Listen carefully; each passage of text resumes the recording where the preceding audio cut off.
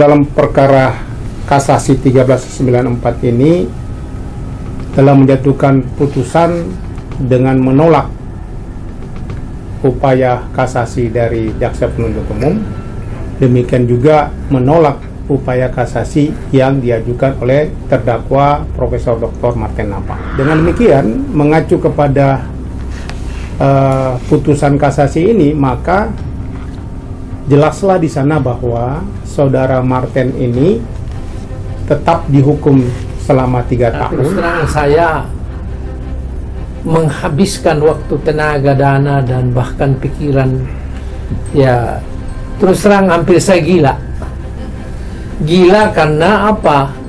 Tekanannya itu selama 8 tahun. Mulai Juli 2017, barulah sekarang itu ada hukuman. Karena beliau ini terpidana ini sangat ahli dalam memutarbalikkan memutarbalikkan fakta dan kenyataan. Ya, saya anggaplah kehendak Tuhan bahwa 2 kali mau didamaikan, tidak mau. Saya mau maafkan dan cicil uang saya. Yang berat adalah pemalsuan surat Mahkamah Agung. 5 surat Mahkamah Agung dipalsukan. Dan dia mestinya memberi teladan kepada kita karena seorang guru besar. Tetapi kenyataan yang saya dapat justru dia hancurkan saya punya perusahaan. Karena saya tersangka. Jadi apa yang saya bangun 45 tahun itu dihancurkan oleh yang profesor ini.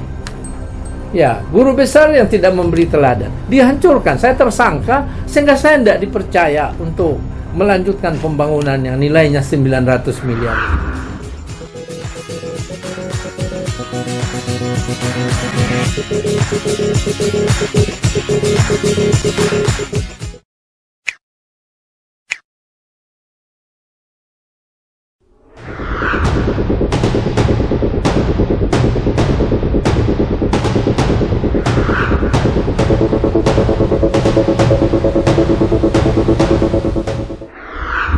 Delapan tahun, itulah waktu yang harus dilewati seorang Dr. John Palinggi, hanya untuk membuktikan kebenaran yang nyaris terkubur.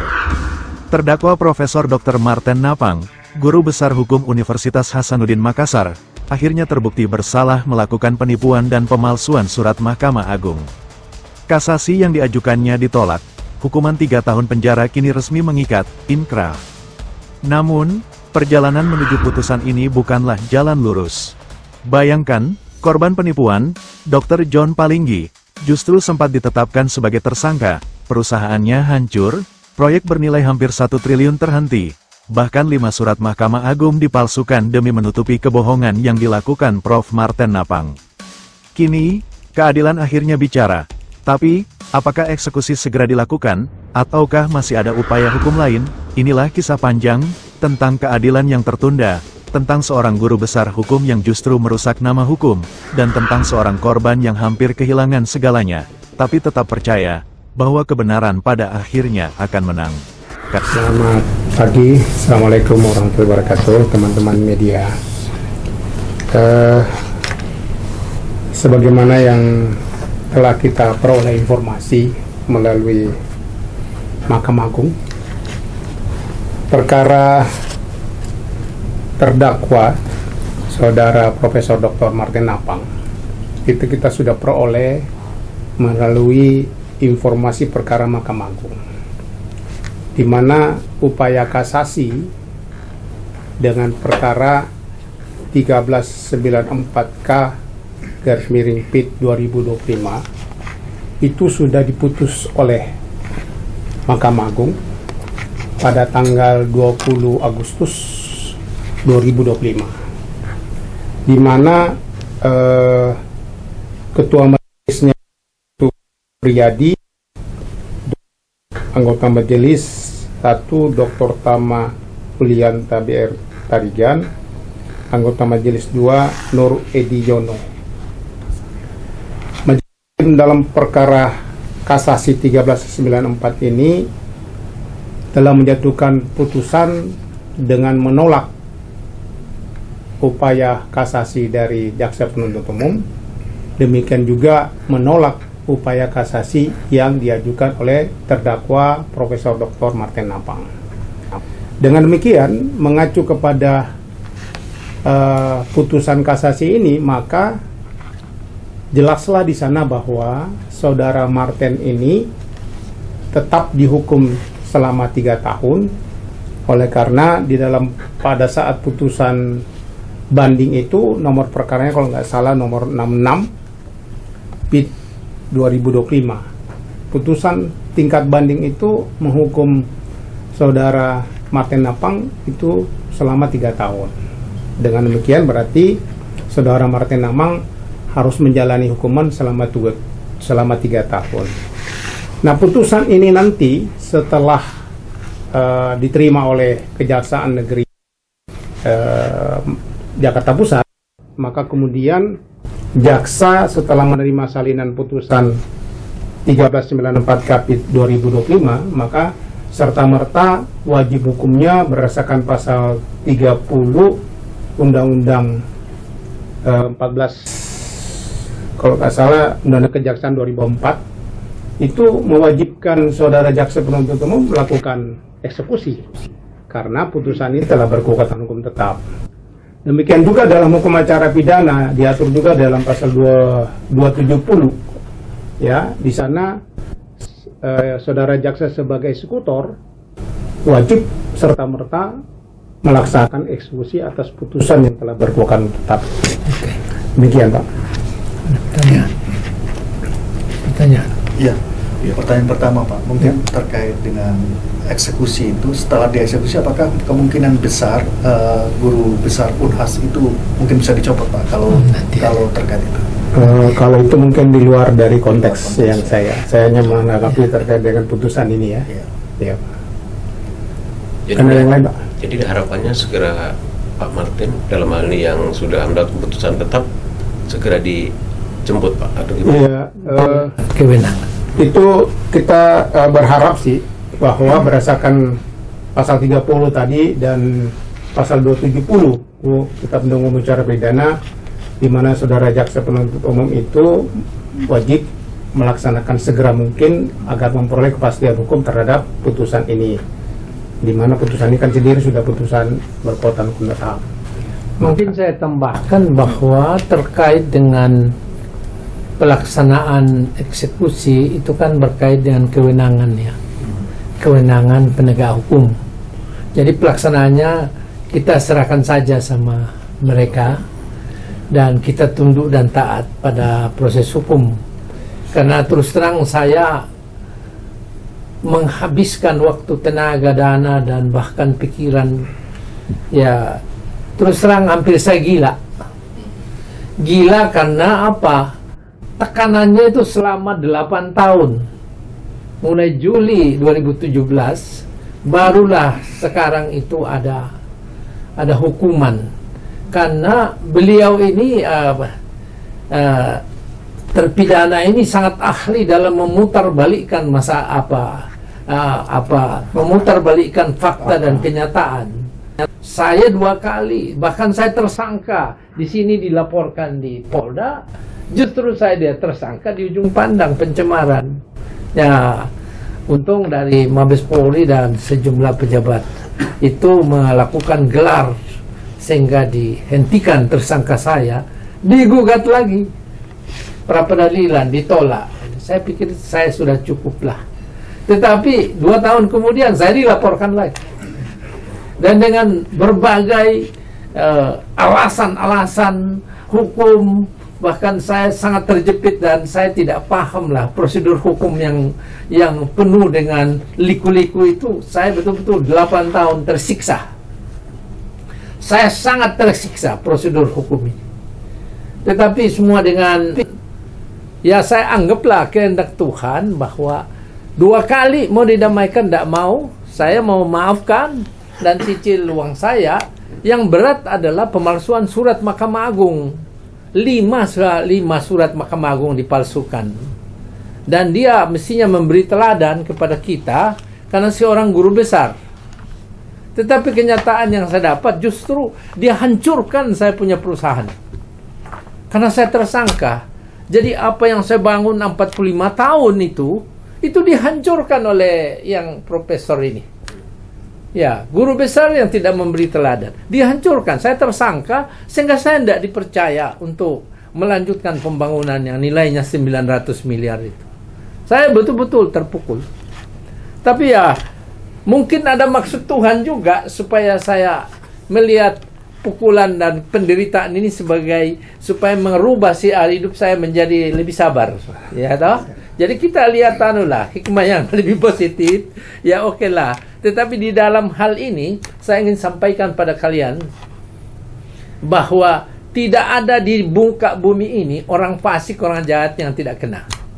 Pasti kalau menanam sesuatu pasti dipetik hasilnya. Dan dengan sabar saya 8 tahun. Istri anak tersiksa mikirin kapan masuk penjara waktu saya ditersangkakan. Ya, saya ditipu, memalsukan surat Mahkamah Agung, justru saya mau dimasukkan penjara. Alasan pencemaran nama baik, gampang sekali. Ya, untung 2 kali itu saya dibantu dengan keadaan. Saya sangat percaya kepada penegak hukum dalam kasus ini. Ternyata masih berjalan normal. Banyak persepsi di luar bahwa penegakan hukum itu keliru, salah. Ya tidak juga lah, berjalan normal. Sekalipun ya di pengadilan negeri saya hadir terus. Nah itu. Ya mungkin Pak, ke Pak Iqbal lagi itu, apakah ada upaya hukum lain Pak? PK atau bagaimana? Kalaupun ada PK, apakah nanti eksekusi tetap berjalan? Iya. Jadi kalau upaya PK itu hak terdakwa. Hak terdakwa, tetapi upaya PK itu kan yang mendasari itu harus ada bukti baru. Nah, novum. Nah, selama ini kan tentu seluruh bukti-bukti sudah diproses sejak dari PN, PT dan Mahkamah Agung. Kalau kemudian upaya PK itu yang bisa dilakukan oleh saudara terdakwa misalkan gitu, itu haknya dia gitu. Tetapi tidak mempengaruhi ya penangguhan eksekusi dalam arti pelaksanaan putusan yang telah berkekuatan tetap. Maka kemudian itulah menjadi kewenangan, beliau tadi sudah sampaikan bahwa itu menjadi kewenangan saudara jaksa penuntut umum dalam hal penanganan perkara itu memberi kepastian hukum atas perkara ini. Gitu. Pak Iqbal, dengan kasus yang sudah tetap dihukum 3 tahun, Pak Iqbal sendiri dengan kinerja dari penegakan hukum, Pak Iqbalnya sendiri melihatnya seperti apa? Tentu kan kita pun juga sangat respon ya, bahwa proses penanganan kasus ini meskipun berjalannya waktu yang cukup panjang gitu, 8 tahun, kurang lebih 8 tahun, klien kami mengalami itu, bahwa bagaimana seluk-beluk perjalanan kasus ini beliau mengalami. Tentu secara psikologis itu sangat berpengaruh buat dirinya dan keluarganya gitu ya.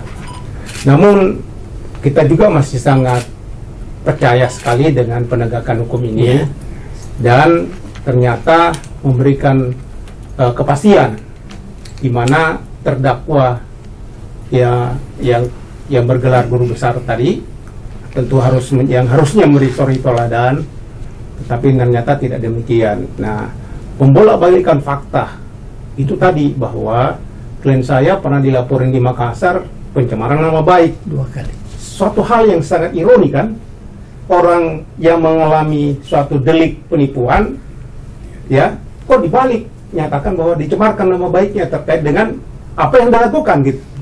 Ini kan hal yang sangat kontradiktif dari perilaku kita gitu ya, sebagai orang yang konon tahu hukum gitu.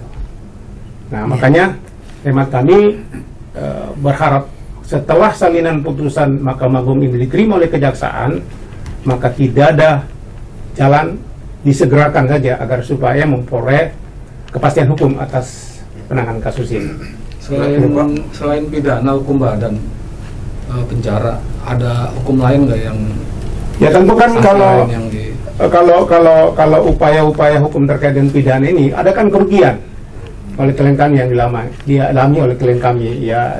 Selain dana tadi itu 950 juta kan ada secara kejiwaan gitu ya. tentu ini nggak bisa dinilai berapa nilainya. Bisnis juga rusak. Nah ini nantinya mungkin akan kami koordinasikan dengan klien kami bahwa apakah akan kita lanjutkan untuk mengajukan gugatan perdata terkait dengan adanya kerugian-kerugian tadi itu. Gitu. Pak, dari sudut pandang hukum, apa poin yang terkuat kira-kira MA akhirnya menolak kasasi dari Prof. Martin apa? Kalau menilai menyangkut masalah isi atau pertimbangan hakim itu menjadi kewenangan hakim ya. Tentunya kita kembalikan kepada beliau bagaimana beliau. Yang jelas bahwa hal ini mulai dari PN, PT dan Mahkamah Agung semua pertimbangan sudah dilakukan. Kita hormatilah. Berarti artinya eksekusi bisa dilakukan setelah salinan diterima kejaksaan, ya, Pak? Aturannya seperti itu. Gitu. Jadi setelah salinan resmi diterima oleh kejaksaan, maka dipersiapkan untuk administrasi untuk lanjutkan pelaksanaannya. Ya. Walaupun nanti ada rencana mungkin terpidana untuk melakukan PK, tapi itu tidak mempengaruhi, Pak, karena sudah ikrah ya? Sama sekali tidak mempengaruhi. Ya, baik, Pak. Sama sekali tidak. Nah, Pak, ini kan hukum pidana sudah akhir, sebentar lagi berhukuman tetap ya. Kira-kira berikutnya akan ada kerugian, ada langkah perdata nggak Pak ke depan? Nanti. Kami akan koordinasikan dengan klien kami ya dalam rangka itu. Tentu kan ada akibat selain pidana juga ada akibat perdata ya terkait dengan proses hukum ini. Nantilah kami pertimbangkan ke depannya seperti apa ya. Ya, penutupnya Pak John, dengan kasus yang sudah berjalan yang katakan Pak John tadi 8 tahun dan mengalami suatu perjalanan yang panjang, penutupnya dengan kasus ini Pak John melihatnya seperti apa Pak John? Ya, saya kira ini adalah salah satu pembelajaran dari manusia dan Tuhan kepada saya. Iya. Bahwa di dalam hidup kita pasti kita bertemu orang yang juga memiliki rasa kemanusiaan, tapi pasti juga kita bertemu orang fasik dan orang jahat. Dan saat itu taruhannya sebagai manusia biasa, apakah kita selesaikan langsung sebagai manusia atau bagaimana? Dan pada akhirnya saya putuskan, saya menghormati negara saya menghormati proses hukum yang berjalan. Jadi saya menghormati negara saya menghormati penegak hukum yang melaksanakan. Dan juga pada sisi lain, saya menghormati Tuhan. 2 kali mau didamaikan supaya minta maaf, dan itu walaupun memalsukan surat Mahkamah Agung, tapi itu urusannya Mahkamah Agung. Ya saya memaafkan, tapi malah polisi dimarah-marahin, jaksa juga dimarah-marahin. Jadi pada sisi lain saya bertolak bahwa saya hormati penegakan hukum yang dijalankan oleh pemerintah, dan saya menghormati kuasa Tuhan bahwa di dunia ini tidak ada seorang yang lolos dari hukuman Tuhan kalau dia menanam satu kefasikan dan kejahatan.